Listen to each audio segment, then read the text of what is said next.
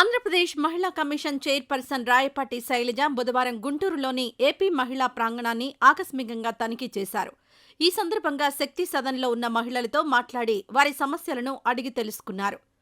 మహిళలకు ఉపాధి అవకాశాలు కల్పిస్తామని, ఎలాంటి విపత్కర పరిస్థితుల్లో ఉన్నా సహాయ సహకారాలు అందిస్తామని శైలజ హామీ ఇచ్చారు. గత వైసీపీ ప్రభుత్వం దిశా చట్టం పేరుతో మహిళలను మోసం చేసిందని, మహిళలకు అన్యాయం చేసిందని ఆమె విమర్శించారు. రాబోయే రోజుల్లో మహిళలకు ఎలాంటి ఇబ్బంది జరిగినా కొత్త వెబ్సైట్ ఏర్పాటు చేస్తామని, అమరావతి మహిళా రైతులపై జరిగిన దాడులపై చర్యలు తీసుకుంటామని రాయపాటి శైలజ స్పష్టం చేశారు. అందరికీ నమస్కారం.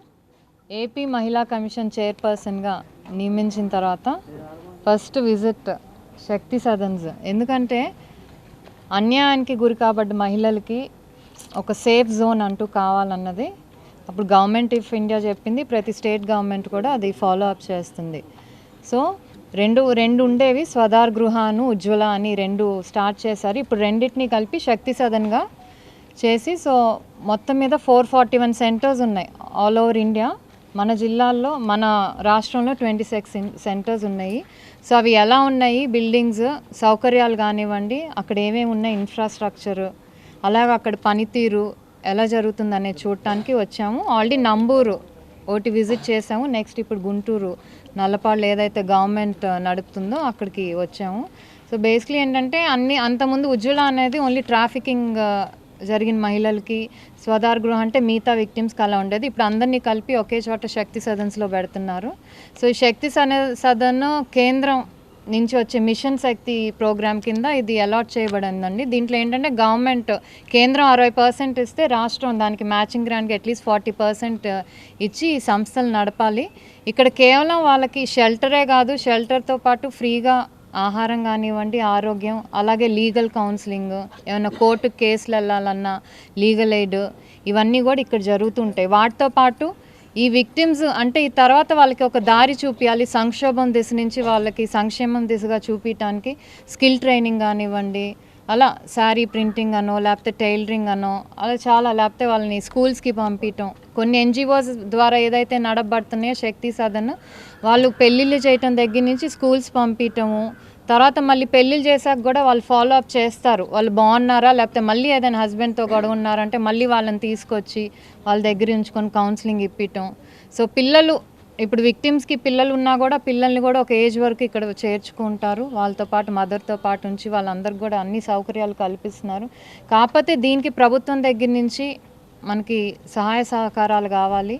సో కేంద్రం ఇస్తున్నా కూడా ఇక్కడ ప్రభుత్వం మరి గత 5 ఏళ్లలో మేము విన్నది, ఇప్పుడు విజిట్కి వెళ్ళినప్పుడు చెప్పింది అంటే మ్యాచింగ్ గ్రాంట్ ఇవ్వట్లేదు. అది ఇవ్వనప్పుడు కేంద్రం కూడా ఎంతవరకు చేయగలుగుతుంది? సో మనం ఫుల్గా లాస్ట్ 4 years నుంచి చాలా ఏరియాస్ ఉన్నాయి. ఒక్కొక్క గృహలో చెప్పడం ఏంటంటే మరి ప్రభుత్వం ఈ కొత్త ప్రభుత్వం వచ్చాక ఆల్ 3 ఏరియాస్ అన్నీ ఏదైతే అట్లీస్ట్ 3-4 ఏరియాస్ వచ్చేసినాయి. ఇప్పుడు ఈ లాస్ట్ ఇయర్ది ఒకటే ఉంది, అది ఇంకా వీళ్ళు బెల్స్ ఆల్రెడీ కేంద్రం రిలీజ్ చేసింది. డైరెక్టర్ గారు అప్రూవ్ చేస్తే ఆ ఫండ్స్ కూడా వస్తాయి. సో ఏదన్నా ఇలాంటి మహిళలకి ఏదైతే ఎన్జిఓస్ కానివ్వండి, లేకపోతే ఇలా గవర్నమెంట్ రిలేటెడ్ ప్రోగ్రామ్స్ అయితే శక్తి సదన్ నిర్వహిస్తున్నారో అవి బాగా జరగాలంటే మాత్రం ప్రభుత్వం ఫండింగ్ అనేది ఇర్రెస్పెక్టివ్ ఆఫ్ ఏ పార్టీ అయినా సరే అండి. ఎందుకంటే కమిషన్ అనేది, మహిళా కమిషన్ అనేది కేవలం ఆడవాళ్ళు వాళ్ళకి అన్యాయం జరిగినప్పుడు ఆదుకోవటానికి, పేరెంట్స్ లేకపోయినా ఎవరు లేకపోయినా ఆదుకోవటానికి ప్రభుత్వం ఉంది, లేకపోతే మహిళా కమిషన్ అనేది ఉన్నది అనేది ఒక భరోసా మహిళా కమిషన్ కలిగియాలి. సో గత 5 ఏళ్లలో ఎలా ఉందో నిర్వీర్యమైందో అది అందరం చూసాము. బట్ అట్లీస్ట్ ఇప్పటి నుంచి మహిళా కమిషన్ పనితీరు మార్చుకొని లేడీస్ అందరికీ, రాష్ట్రంలో ఉన్న మహిళలందరికీ కూడా మేము ఉన్నాము, మీకు ఏ ఆపద కలిగినా, ఏ ఒక్క ఆడబిడ్డకు అన్యాయం జరిగినా కూడా మహిళా కమిషన్ అదే ఉంది, గుర్తుంచుకోండి అని చెప్పడానికి ఈరోజు ఈ విజిట్స్ అన్నీ చేసి ఈ ప్రెస్ మీట్ పెట్టడం జరిగింది. సో చాలా వరకు కేసెస్ ఏంటంటే కౌన్సిలింగ్ ద్వారా సెటిల్ చేయటం, లేకపోతే కన్సర్న్ డిపార్ట్మెంట్స్కి పంపించటం, లేకపోతే కోర్టుకి పంపించి, అలాగే పోలీసుల సాయం తీసుకొని, బికాజ్ ఫస్ట్ అప్రోచ్ అయ్యేది పోలీసులనే. సో వాళ్ళు అక్కడి నుంచి వాళ్ళని 1 stop సెంటర్స్ పంపించటం, అక్కడి నుంచి వాళ్ళు ఇంకా ప్రాబ్లమ్ సాల్వ్ అవ్వకపోతే శక్తి సదన్కి పంపించటం, ఇవన్నీ ఏంటంటే ఒక సిస్టమ్ లాగా పనిచేయాలి. కోఆర్డినేటెడ్గా పనిచేస్తే చాలామందిని కూడా వెంటనే ఒక 1 monthలోనో 2 monthలోనో వాళ్ళది సాల్వ్ చేసి పంపించే విధంగా అట్లీ మహిళా కమిషన్ కృషి చేయాలి. సో ఇక నుంచి ఎవరికే ఇబ్బంది కలిగినా కూడా ఎక్కడైనా వెంటనే దాన్ని సాల్వ్ చేసి మహిళలకి ఒక భరోసా కల్పించడం అనేది ఫస్ట్ మా మెయిన్ ఎజెండా అండి. సో దాని భాగంగా ఈ విజిట్స్ జరగటం జరిగింది. బికాస్ దాదాపు లాస్ట్ 5 yearsలో కేంద్ర ప్రభుత్వం ఆల్మోస్ట్ ఆల్ ఓవర్ ఇండియా అన్ని శక్తి సదన్స్ కానివ్వండి 21,000 కోట్లు రిలీజ్ చేసింది. సో మరి అన్ని రాష్ట్రాలు ఉపయోగించుకుని అన్ఫార్చునేట్లీ మన రాష్ట్రం ఉపయోగించుకోలేకపోయింది. మరి ఇప్పటి నుంచైనా వాళ్ళు ఇచ్చే ఫండ్కి మనం మ్యాచింగ్ గ్రాంట్ తీసుకొని డెఫినెట్లీ ఇంకా మంచి చేయాలి. ఇంకా ఎందుకంటే ఎన్జిఓస్ కూడా బాగా ఉత్సాహంగా ఉన్నాయి మంచి చేయటం. ఇందా మేము విజిట్ చేసాము, వాళ్ళు అసలు ఎంత హ్యాపీగా ఉన్నారంటే ఎన్జిఓస్, ఎందుకంటే ఫండ్స్ వస్తున్నాయి. ఒకవేళ ఫండ్స్ టైంకి రాకపోతే because of governments last 5 years ఆ పిల్లలు సంపాదించుకునే ఇన్కంలో నుంచి కూడా అక్కడ చదువుకునే పిల్లలు వాళ్ళు లోన్ ఇస్తున్నారు ఎన్జిఓ శక్తి సదన్ రన్ చేయటానికి. వాళ్ళకి వచ్చి ఇంకా మంత్లీ 500 ఎవరి అకౌంట్లో వాళ్ళకి వేస్తారండి. దాంట్లో నుంచి కానివ్వండి, వాళ్ళు బయట పనిచేసి కానివ్వండి, లేకపోతే బట్టల మీద ప్రింటింగ్ వేసో బ్యాగులు తయారు చేసో వీటి మీద వచ్చే ఇన్కమ్ ద్వారా వాళ్ళకి వచ్చే ఇన్కమ్ని కూడా వాళ్ళు ఆ ఎన్జిఓకి ఇచ్చి అట్లీస్ట్ గవర్నమెంట్ నుంచి ఫండ్స్ రిలీజ్ అయ్యే వరకు సపోర్ట్ చేయడానికి వాళ్ళు రెడీగా ఉన్నారంటే ఆ సిచ్యువేషన్ రాకూడదు.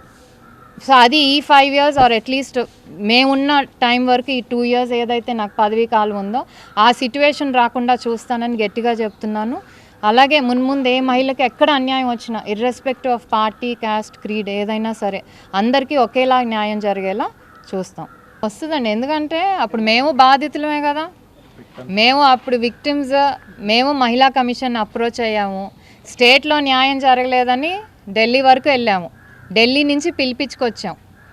అప్పుడు ఉన్న ఎంపీ గారు గల్లా జయదేవ్ గారు మేము వాళ్ళకు కూడా వెళ్ళి అక్కడ కలెక్టరేట్ బంగ్లాలో మాట్లాడి వచ్చిన. దేవర్ ఆల్సో మేనేజ్డ్. అప్పుడు వచ్చారు, కనీసం అమరావతిలో శిబిరాల దగ్గర అడుగు పెట్టడానికి కూడా వాళ్ళు చాలా హెసిటేట్ చేశారు.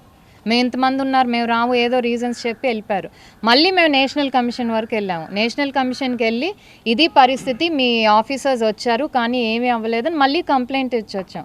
సో ఇప్పుడు నేను వచ్చాను కాబట్టి ఫస్ట్ ఏంటంటే పొజిషన్ ఛార్జ్ తీసుకున్నాక ఫస్ట్ థింగ్ ఒకసారి నేషనల్ కమిషన్ మేము ఢిల్లీకి వెళ్ళి ఇలా ఛార్జ్ తీసుకున్నాం అని చెప్పి ఏదైతే పెండింగ్ కంప్లైంట్స్ ఉన్నాయో అట్లీస్ట్ అమరావతి రైతులతో ఓకే, ప్రభుత్వం వైపు కానివ్వండి అది ఇప్పుడు న్యాయం జరిగింది, అమరావతి రాజధాని అని చెప్తున్నారు.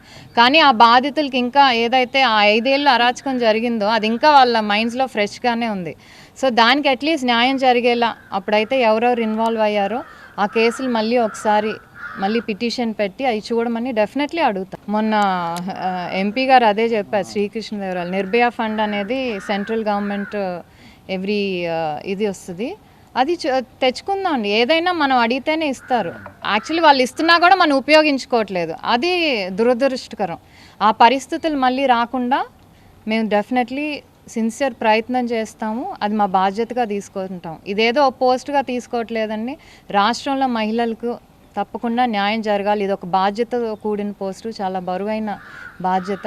సో దీనికి న్యాయం జరిగేలా చూస్తాం. ఫస్ట్ వెబ్సైట్ అప్డేట్ ఆల్రెడీ ఒక హెల్ప్ లైన్ ఉందండి, అది మళ్ళీ మార్చి ఆ వెబ్సైట్లో పాటు సో వెబ్సైట్కి వెళ్తే ఆటోమేటికల్లీ అన్ని details, cases, petitions, pending cases అన్ని డీటెయిల్స్ ఆటోమేటిక్గా వస్తాయి. అది మ్యాక్సిమం ఒక 1 month టైంలో మొత్తం చేస్తే ప్రజలకి ఇంకా రీచ్. ఎందుకంటే చాలామందికి శక్తి సదనల గురించి అవగాహన లేదు. మేము ఇందాక ఒక కేసు చూస్తే ఆ అమ్మాయి 2 పిల్లలతో డొమెస్టిక్ వైలెన్స్ వల్ల సూసైడ్ చేసుకోవాలనుకుంది పిల్లలతో, కానీ ఎవరో ఫ్రెండ్ సజెస్ట్ చేయటం వల్ల శక్తి సదన్లో జాయిన్ అయింది. She is very happy.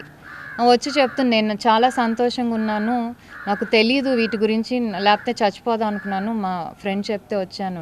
So awareness ఒకటి మేము అన్ని లెవెల్స్లో క్రియేట్ చేస్తే అట్లీస్ట్ అన్యాయం గురైన వాళ్ళకి ఆత్మహత్య అనే ఆలోచన రాదు. మాకు ఒకళ్ళు ఉన్నారు, ఒక తోడు ఉన్నారు, మమ్మల్ని చూసుకుంటారనే ఒక భరోసా కలిగియచ్చు. ఈ మహిళలు అప్పుడు సంగతి తెలియదండి, బట్ ఇప్పుడైతే థింగ్స్ డిఫరెంట్గా ఉన్నాయి డెఫినెట్లీ. మరి ఇప్పుడు ఇక్కడ శక్తి సదన్లో చూసిన కేసెస్ ఏదైతే ఉందో ఫస్ట్ వాళ్ళు మరి పోలీస్ స్టేషన్కి వెళ్ళినప్పుడు మరి అక్కడి నుంచి డైరెక్ట్ 1-stop సెంటర్స్కే పంపిస్తున్నారు వాళ్ళని ఎక్కడా కూడా. ఎందుకంటే లేడీస్ నైట్ పోలీస్ స్టేషన్లో ఉండకూడదని చెప్పి వాళ్ళందరినీ వన్ స్టాప్ సెంటర్స్కి పంపిస్తారు ఫస్ట్. ఇక్కడ కౌన్సిలింగ్, లీగల్ ఎయిడ్ అవసరం అయితే ఉంచి ఒక మినిమం ఒక మ్యాక్సిమం 5 days ఇక్కడ వాళ్ళు స్టే. ఈలోపు వాళ్ళ ప్రాబ్లమ్ సెట్ అయితే పంపించేస్తారు, లేకపోతే కనుక నెక్స్ట్ శక్తి సదన్కి పంపించి అక్కడ కొన్ని మంత్స్ అయినా అట్లీస్ట్ దిల్ ట్రై టు మళ్ళీ వాళ్ళ ప్రాబ్లమ్ సాల్వ్ అయ్యేటట్టు చూస్తారు. లేకపోతే వాళ్ళే యాక్చువల్లీ పెళ్ళిళ్ళు చేసి మళ్ళీ పంపించే విధంగా చేస్తున్నారు. సో డెఫినెట్లీ ఇప్పుడు థింగ్స్ మారుతాయండి. అంతకుముందు లేని దిశా చట్టం చెప్పి ఉందని చెప్పి మనం అందరూ చూసాం చట్టంగా దాన్ని. అంటే మొన్నే కదండి, మొన్నే బాధ్యత తీసుకున్నాను కాబట్టి ఫస్ట్ విజిట్ వచ్చి గుంటూరు. డెఫినెట్లీ అన్ని జిల్లాలు తిరుగుతాం, అన్ని సెంటర్స్ విజిట్ చేస్తాము. Yeah definite. అంటే ఏ డిపార్ట్మెంట్కి ఆ డిపార్ట్మెంట్కి ఇంటర్నల్ ఐసీసీస్ అని ఉంటాయండి. ఫస్ట్ వాటి దగ్గరికి వెళ్తాయి. అంటే గవర్నమెంట్ ఇదే కాదు, ప్రైవేట్లో కూడా ఎక్కడైనా సరే వాళ్ళకి ఇంటర్నల్ కంప్లైంట్స్ ఇది ఉంటుంది. ఇలాంటి సెక్షువల్ హెరాస్మెంట్స్ ఏవైతే కేసెస్ ఉంటాయో ఆఫీసర్స్ నుంచి కానీ లేకపోతే ఎంప్లాయీస్ నుంచి కానీ ఫస్ట్ వాళ్ళ దగ్గరికి వెళ్తాయి. అవి ఇంటర్నల్గా వాళ్ళు క్లియర్ చేయాలని చూస్తారు. సపోజ్ అక్కడ కూడా అవ్వపోతే కనుక దెన్ వాళ్ళు మహిళా కమిషన్ని అప్రోచ్ చేస్తే మేము దాని తగ్గట్టు మళ్ళీ విచారణ చేసి, ఎందుకంటే they may be false allegations so కరెక్ట్గా విచారణ చేసి ట్రూ అనుకుంటే ఆ డిపార్ట్మెంట్కి నోటీస్కి ఇచ్చే ఇది కూడా మహిళా కమిషన్కి ఉంది. చేయాలండి, అవేర్నెస్ క్యాంప్స్ అనేది చేయాలి. ఇట్ స్టార్ట్స్ విత్ కాలేజెస్ నుంచి కానివ్వండి, లేకపోతే వార్డ్ లెవెల్లో, గ్రామాల లెవెల్. ఎందుకంటే ప్రాజెక్ట్ డైరెక్టర్స్ అని ఉంటారు, ప్రతి జిల్లాకి ప్రాజెక్ట్ డైరెక్టర్స్ ఉంటారు. సో అది వాళ్ళు రెస్పాన్సిబిలిటీ తీసుకొని అవేర్నెస్ పెంచడం.